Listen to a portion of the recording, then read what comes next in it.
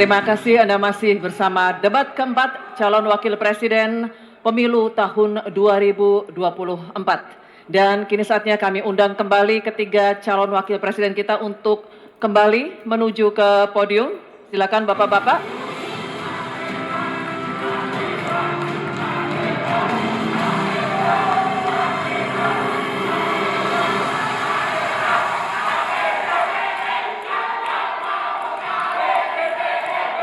Di segmen kelima ini kita akan melanjutkan tanya jawab antar calon wakil presiden.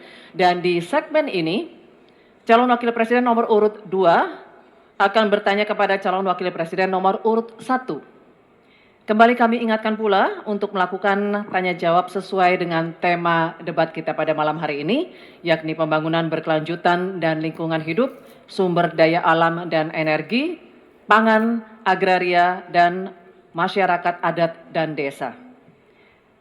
Bapak-bapak jika akan menggunakan singkatan atau terminologi mohon disertai dengan penjelasan agar pertanyaannya menjadi jelas dan dimengerti oleh calon wakil presiden lainnya. Dan kami mohon selama penyampaian tetap berada di podium masing-masing.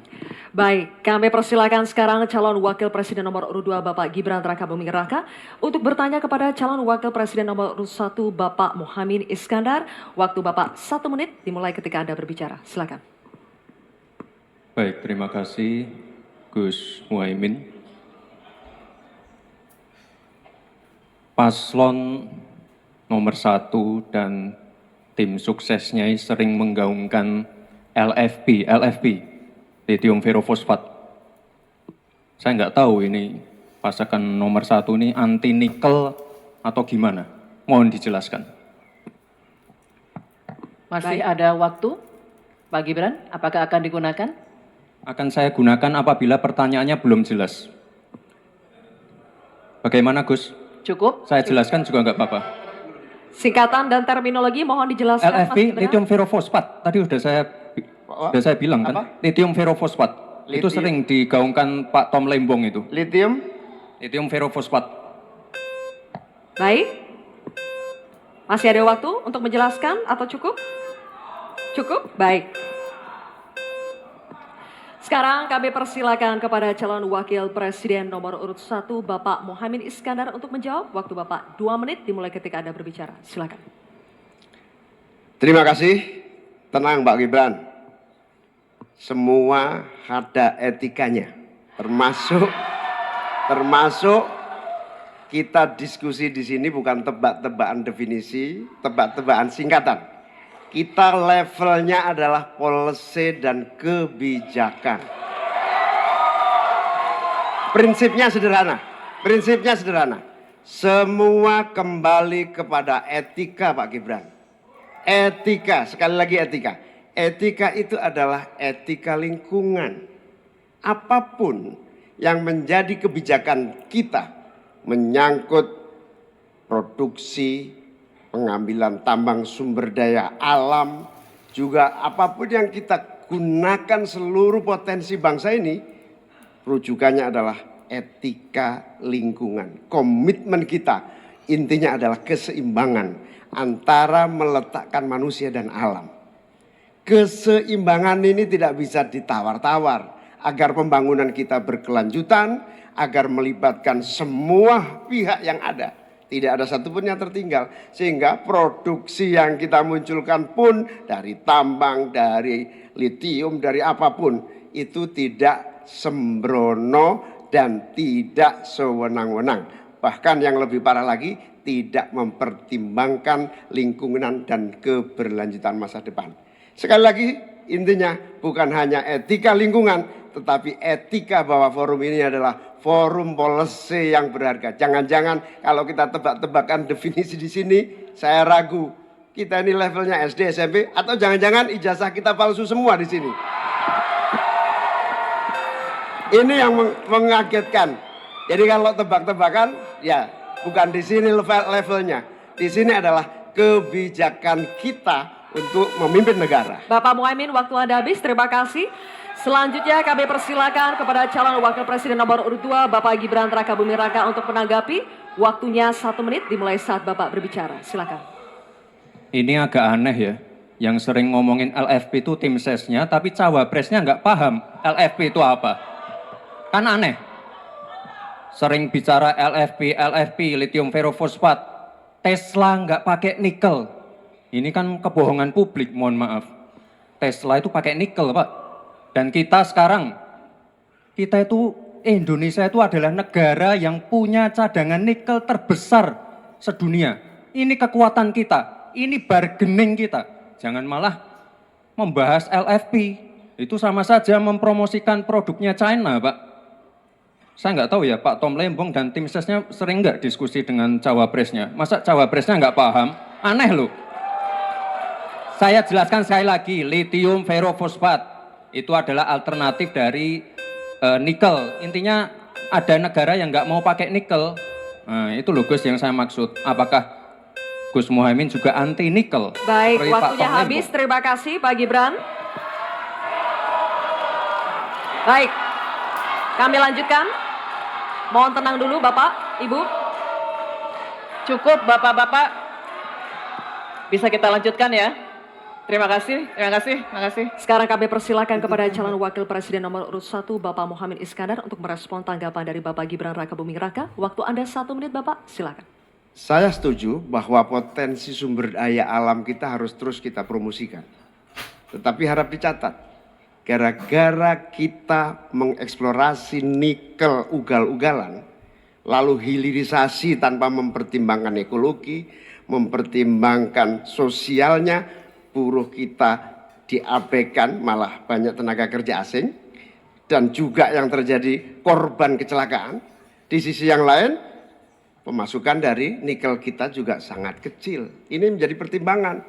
Dan yang paling parah, nikel kita berlebih produknya.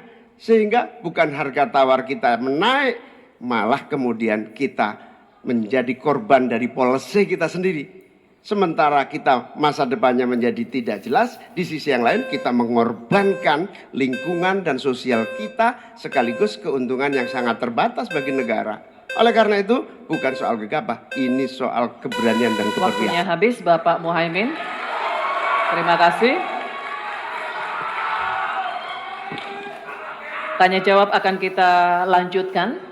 Dan berikutnya calon wakil presiden nomor urut 3 dan calon wakil presiden nomor urut 2 akan bertanya jawab.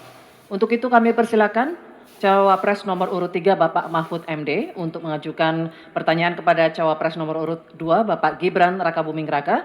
Pak Mahfud, waktunya 1 menit dimulai saat Bapak berbicara. Silakan. Mas Gibran, saya menghormati Anda sebagai calon wakil presiden sehingga saya tidak akan bicara secara menjebak dan receh-receh. Saudara, pada tanggal 17 Februari 2019 dalam sebuah debat calon presiden, itu Pak Prabowo mengatakan bahwa Pak Jokowi itu menyampaikan tidak akan mengimpor komoditas-komoditas pangan jika nanti terpilih presiden. Ternyata kata Pak Prabowo nih, 4 tahun memimpin Pak Jokowi masih mengimpor dan itu merugikan banyak petani. Nanti dicek ya bahwa itu pertanyaan Pak Prabowo ke Pak Jokowi saat itu. Pak Jokowi bilang tidak akan ngimpor. Tapi sampai sekarang kita masih mengimpor banyak. Masih mengimpor banyak. Malah semakin banyak mafianya impor-mengimpor bahan pangan itu.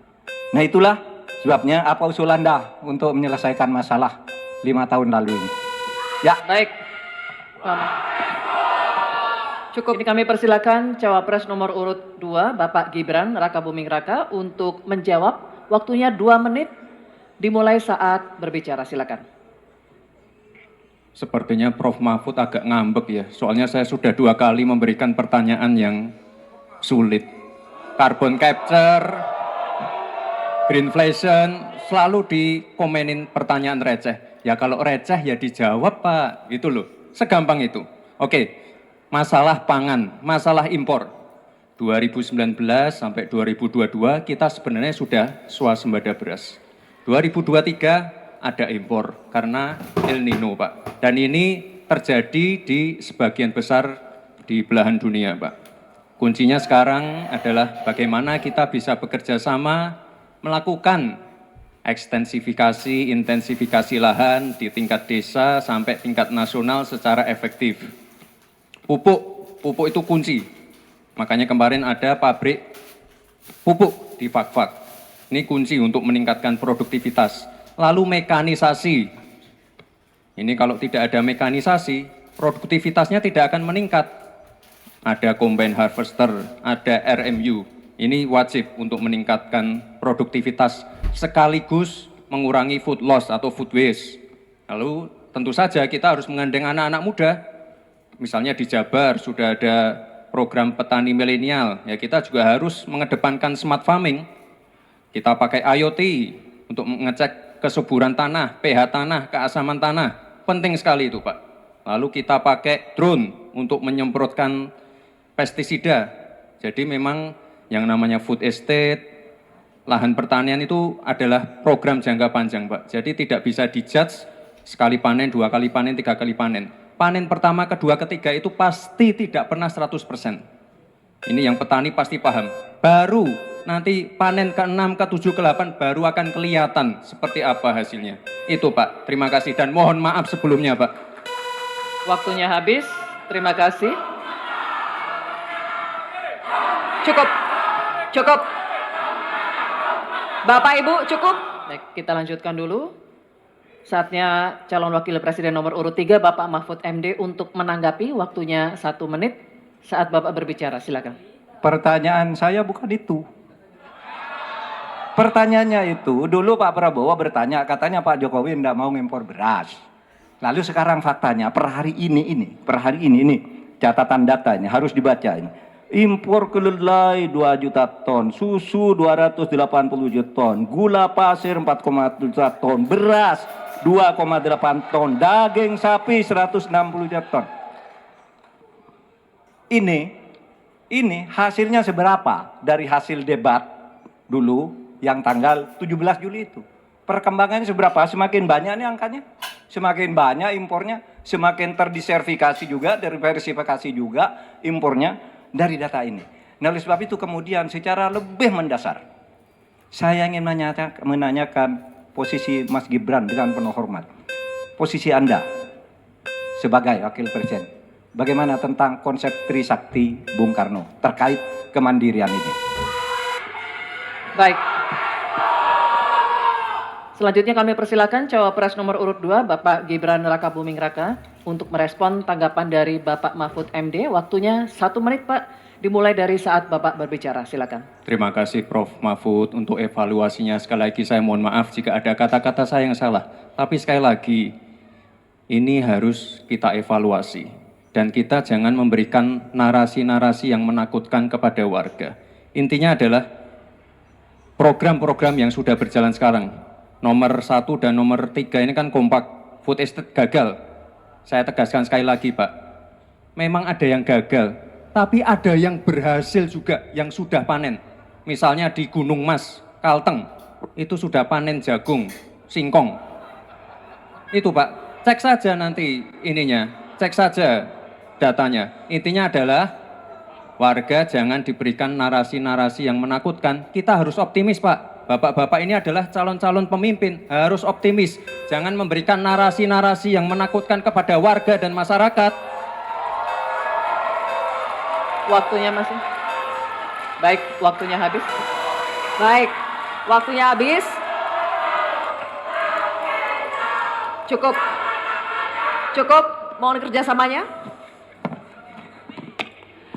Baik.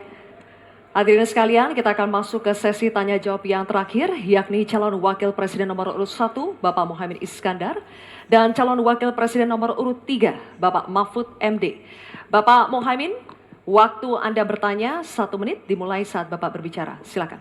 Prof. Mahfud yang saya hormati, calon wakil presiden, bahwa kita saksikan hari ini, 9 tahun terakhir ini ya, kerusakan iklim, lingkungan hidup yang mengkhawatirkan, kemudian bencana ekologis, banjir, longsor, dan berbagai keadaan sulit lainnya terjadi. Ini bukan main-main, ini serius. Nah, kalau mau jujur, kiamat makin dekat ini. Kok dianggap biasa-biasa saja, gimana Pak Mahfud? Karena itu Saya ingin menyampaikan data-data penting nih, catatan saya ini. Konflik agraria semakin banyak dan tidak diatasi. Petani kita semakin kurang memiliki hak atas akses lahan. Bahkan banyak yang masih 17 juta di bawah setengah hektar. Ini bukan soal nakut-nakuti, ini fakta yang harus kita atasi. Bagaimana menurut Pak Mahfud? Apakah ini kesalahan visi atau kesalahan kepemimpinan? Baik, masih ada waktu? Cukup? Oke, terima kasih. Selanjutnya kami persilakan kepada calon wakil presiden nomor urut 3, Bapak Mahfud MD untuk menjawab. Waktu Anda 2 menit, Bapak, silakan. Ya, data yang disampaikan Pak Mohaimin tadi sudah saya sampaikan di dalam opening speech. Bahwa konflik agraria, Pak, di kantor Polhukam saja, itu sekarang 2.587 untuk ini. Apa? Untuk masalah Polhukam saja, belum yang laporan ke polisi, belum yang laporan ke BPN dan sebagainya, itu bisa puluhan ribu. Artinya data itu saya benarkan dan sudah saya katakan lebih dulu, sejak tadi. Nah, persoalannya sekarang, bagaimana kita mau menyelesaikan itu? Begini, dulu di zaman Bung Karno, itu ada undang-undang yang menyatakan bahwa tanah-tanah milik masyarakat adat itu supaya diberikan ke masyarakat adat. Nah, pada waktu itu pemerintah itu mempunyai Inspektorat Jenderal Agraria. Inspektorat Jenderal Agraria ini mengeluarkan KINAK namanya. Keputusan Inspektur Agraria yang menyatakan bahwa tanah adat milik si A si B diberikan kepada masyarakat adat, kepada pemilik masing-masing. Nah, tetapi sesudah zaman Orde Baru muncul BPN, sehingga dikatakan bahwa yang disebut sebagai produk KINAK itu bukan bernilai sertifikat, sehingga menjadi mentah lagi, Pak, persoalannya. Jadi tumpang tindih sertifikat. Pada saat KINAK itu dikeluarkan, itu secara hukum sah. Tapi begitu ada Orde Baru, itu harus bentuk sertifikat dari BPN. Terjadi tumpang tindih, terjadi kasus rempang, dan sebagainya, dan sebagainya. Oleh sebab itu, menurut saya ini harus dibuat kesepakatan bagaimana cara menyelesaikan ini. Selesai. Baik, Pak Mahfud, terima kasih. Selanjutnya, kami persilakan kepada calon wakil presiden nomor urut 1, Bapak Mohaimin Iskandar untuk menanggapi. Waktu Bapak 1 menit, silakan. Ya, banyak masalah yang menjadi kendala terlaksananya reforma agraria. Salah satunya birokrasi kita, kesungguhan politik kita, kemauan kepemimpinan. Di bawah presiden harusnya ada satu kelembagaan yang bisa mengelola reforma agraria dengan sangat sungguh-sungguh, tidak dibiarkan terus-menerus. Yang pertama soal reforma agraria, yang kedua soal lingkungan, bencana ekologis di mana-mana. Saya tidak menyalahkan siapapun ya. Ini sebuah fakta yang harus kita antisipasi bersama dengan baik-baik, bahwa kita sedang mengalami ancaman bahaya lingkungan dan krisis iklim yang sangat mengerikan. Panas global yang masuk kepada bagian dari mengakibatkan petani kita gagal panen, gagal tanam dan seterusnya menjadi masalah. Saya hanya mengajak Pak Prabowo, Pak Gibran, Pak Mahfud, Pak Ganjar, saya, Mas Anies, dan siapapun untuk kita sama-sama tobat ekologis, memperbaiki ke depan menjadi lebih baik lagi. Tobat ekologis penting untuk masa depan kita. Baik, Pak Mohaimin, terima kasih.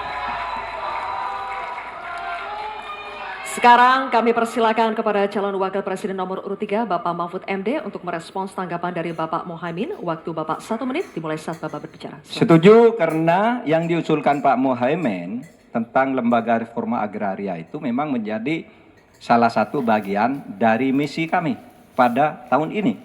Jadi kami punya tim reformasi hukum nasional yang melibatkan pakar dari berbagai kampus. Kesimpulannya, masalah agraria ini harus ada sebuah badan khusus yang nanti menangani. Misalnya begini, ada sekian ribu kasus, ini yang berat dikategorikan 3 misalnya. Kita katakan, yang kategori 1 harus selesai dalam 6 bulan. Kategori 2 selesai 6 bulan. Kategori 3 selesai dalam 6 bulan. Lalu kita mulai lagi menata kehidupan kita di bidang pertanahan. Sehingga tadi proses deeding atau kesepakatan untuk KINAK dan sertifikat tanah itu akan menjadi bagian dari apa yang sudah kami rencanakan. Selesai. Oke, baik. Terima kasih Pak Mahfud. Baik, silakan berikan apresiasi untuk ketiga calon wakil presiden yang telah menjalani sesi tanya jawab. Hadirin dan pemirsa, usai jeda kita akan kembali dengan segmen pernyataan penutup dari ketiga calon wakil presiden kita. Tetaplah bersama debat keempat calon